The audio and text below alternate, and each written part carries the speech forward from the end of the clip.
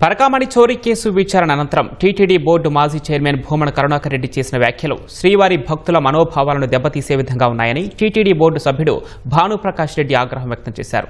చోరీ కేసు నిందితుడు రవికుమార్ నుంచి టీటీడీకి ఆస్తుల బదలాయింపు ఒప్పందంపై ఎందుకు సంతకం చేశారని ప్రశ్నించారు. సభలు పెట్టుకుని భూమన తన భాషా ప్రావీణ్యాన్ని ప్రదర్శించాలని ఎద్దేవా చేశారు.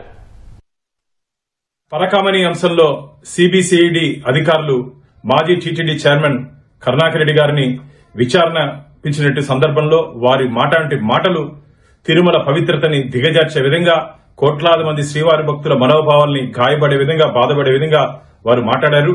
వారు పరకామణి గురించి అడిగితే పెట్టకథలు చెప్తారు.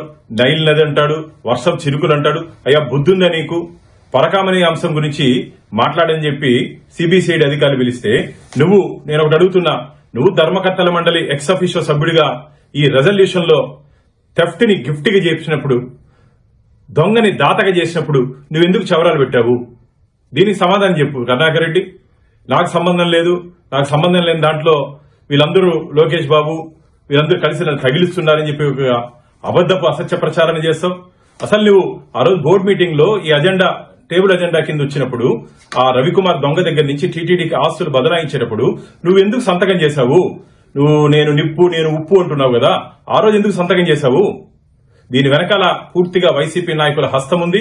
ఆ రోజు రాజీ చేసిన దాంట్లో టీటీడీలో ఉన్నట్టు కొందరు ఉన్నతాధికారుల దగ్గర నుంచి తాడిపల్లి ప్యాలెస్ లో ఉన్నట్టు కొందరు ఉన్నతాధికారుల వరకు రాజకీయ నాయకుల వరకు దీంట్లో సంబంధం ఉంది. పరకామణి అంశం వదిలే ప్రసక్తే లేదు. ఖచ్చితంగా ఆఖరి పైసా శ్రీవారి ఖజానాకి జమ అయ్యేంత వరకు ఖచ్చితంగా దీని మీద మేము పోరాటం చేస్తూనే ఉంటాం. ఖచ్చితంగా పరకామణి అంశంలో రాబో రోజుల్లో ఎవరెవరు తప్పు చేశారో అందరినీ స్వామివారి ముందు శ్రీవారి భక్తుల ముందు జైలుకి పంపించే రోజు దగ్గరలోనే ఉందని చెప్పి ఆ నిందితులందరినీ తీవ్రంగా హెచ్చరిస్తున్నాం.